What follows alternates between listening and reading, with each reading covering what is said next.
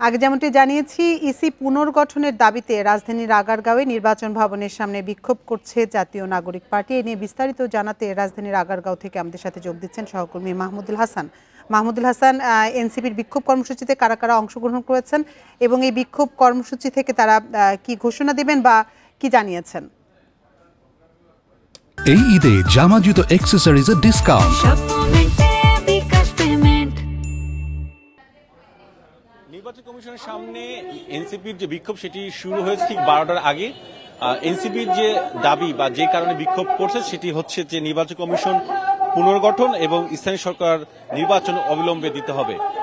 এইটি আসলে আমরা গতকালকেই জেনেছিলাম। এনসিপি যে প্রেস ব্রিফিং করেছিল সেখানে তারা জানিয়েছিল যে আজকে তারা বিক্ষোভ করবে নির্বাচন কমিশনের সামনে। যথারীতি তারা 12টার আগে আগে সেই বিক্ষোভটি আমরা দেখতে পাচ্ছি। যদিও এই নির্বাচন কমিশনের সামনে ব্যাপক আকারে পুলিশ মোতায়েন আছে এবং ব্যারিকেড দিয়ে মেইন যে গেট বা প্রধান যে গেট সেটি আসলে অবরোধ করা হয়েছে। এবং একই সঙ্গে এনসিপির যদি সংখ্যার কথা বলি তো এখন যেটি দেখা যাচ্ছে প্রায় শতাধিক এনসিপির নেতাকর্মীরা এখানে উপস্থিত হয়েছেন এবং 12টা থেকেই তারা এখানে বিক্ষোভ করছেন। এবং তাদের যে বক্তব্য অনুযায়ী তারা যেটি বলছেন যে নির্বাচন কমিশন পক্ষপাতমূলক আচরণ করছে, যে কারণে এই নির্বাচন কমিশনের অধীনে নির্বাচন করলে সেটি সুষ্ঠুভাবে হবে না বলেই তারা এখানকার যারা বক্তব্য দিচ্ছেন তারা সেটি দাবি করছেন। এবং একই সঙ্গে এই নির্বাচন কমিশন পুনর্গঠন সংস্কার এবং একই সঙ্গে 2022 সালে যে নির্বাচন কমিশনের যে আইন, নিয়োগ আইন,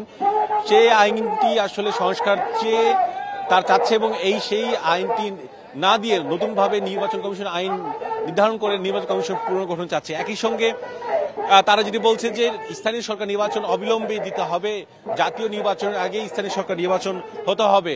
এখানে যখন এই ধরনের বিক্ষোভ চলছে তখন ভেতরে অর্থাৎ নির্বাচন কমিশনের ভিতরে নির্বাচন কমিশন সভা চলছে। ঠিক 10:30টার পর থেকে নির্বাচন কমিশন সভা শুরু হয়। সেই সভায় আসলে দুটি এজেন্ডা আছে, দুটি এজেন্ডা খুবই গুরুত্বপূর্ণ। জাতীয় সংসদ নির্বাচনের রাজনৈতিক দল ও প্রার্থীদের যে আচরণ বিধিমালা, সেই আচরণবিধি খসড়ার উপর আলোচনা চলছে, হয়তো আজকেই চূড়ান্ত হয়ে যেতে পারে। এবং একই সঙ্গে ভোট কেন্দ্র যে স্থাপন এবং ব্যবস্থাপনা সেইটিরও নীতিমালা, সেই নীতিমালা নিয়েও কিন্তু আলোচনা চলছে। অর্থাৎ এই দুটি নীতিমালা আজকে নির্বাচন কমিশন চূড়ান্ত করতে পারে। এবং একই সঙ্গে আরেকটি বিষয় সেটি বলে রাখি, তা হলো যে এখন পর্যন্ত যে পরিচিত যে কেন্দ্রীয় নেতা তারা কিন্তু এখন পর্যন্ত এখানে উপস্থিত হয়নি। যদিও তারা বলছে যে এই বিক্ষোভ মিছিল তারা চালিয়ে যাবেন এবং বিক্ষোভ তারা করছেন নির্বাচন কমিশনের সামনে। এখন যেটি বলে রাখার মতো, এখানে যেন কোনো ধরনের অঘটন না ঘটে সেই জন্য কিন্তু আইন শৃঙ্খলা পরিস্থিতিও কিন্তু যারা আইনশৃঙ্খলা বাহিনী তারাও কিন্তু প্রস্তুত আছে। সব মিলে যদি বলা যায় যে 12টা ঠিক আগেই এনসিপি এখানে বিক্ষোভ শুরু করেছে এবং সেটি এখনো চলমান রয়েছে। রাজধানী আগারগাঁও থেকে সবশেষ তথ্য জানাচ্ছিলেন সহকর্মী মাহমুদুল হাসান।